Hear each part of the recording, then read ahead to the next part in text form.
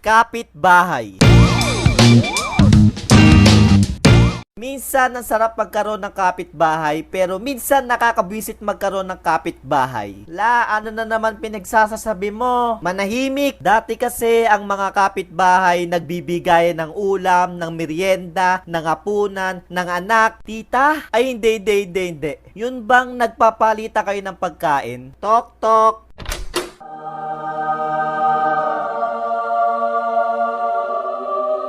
Spaghetti po para sa mabuti kong kapitbahay. Uy, hala, thank you. Soli ko na lang yung pinggan mamaya Ano ba yan, ang tabang naman ng spaghetti nila?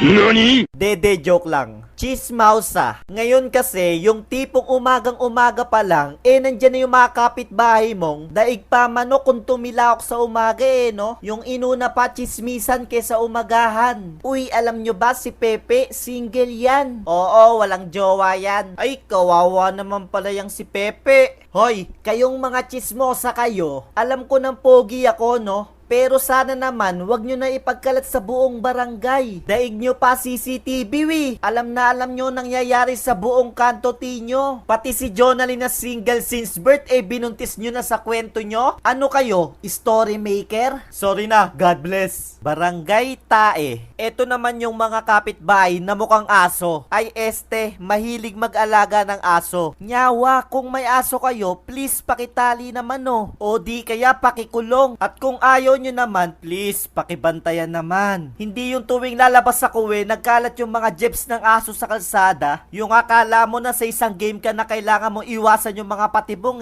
no? Welcome to Barangay Tae. Yung hindi dahil sa multo ka matatakot lumabas sa gabi kundi sa aso. Run. The Concerteries. Sila naman yung mahilig sa malaki, mataba, at maitim na microphone. Kaibigan, anong nasa isip mo? Kaibigan, sila yung mga mahihilig mambulabog sa gabi. Yung dinaig pa Maroon 5 sa pagko-concert no? Bowl ko ay kulot, kumakate pag di nakakamot. Hoy, kung ayaw nyo matulog, magpatulog kayo. Utang ng style. Eto naman yung mga magagaling umutang. Dito ako nang gigigil Yun bang pag-uutang parang anghel yung muka? Uy pare, hihi. Pautang naman ako 1K, hihi. Bayaran ko sa Friday. Tapos, pagdating ng Friday, instant magiging sinner. Yawa, pag utang bait, pag singil, tago, pag salubong, liko. Tapos, ang malupit pa, magma-my day pa yan ng milk tea. Wow, nakakapag milk tea, pero magbayad, hindi. Sarap chinilasin no? Boy Connect. Eto nga pala si Potpot, yung kapitbahay kong mahilig makikonek sa wifi. Pa-connect naman, pipi. Mag-upload lang ako sa gaming channel ko. Ay oo nga pala mga tropa, subscribe kayo kay Potpot TV. Ano ba yan Pepe? Ang bagal naman ng net nyo. Di kasi kayo nagbabayad Yawa. Uy mga tropa, eto nga pala mga winners natin sa pag-giveaway ni XP Pen. Congrats!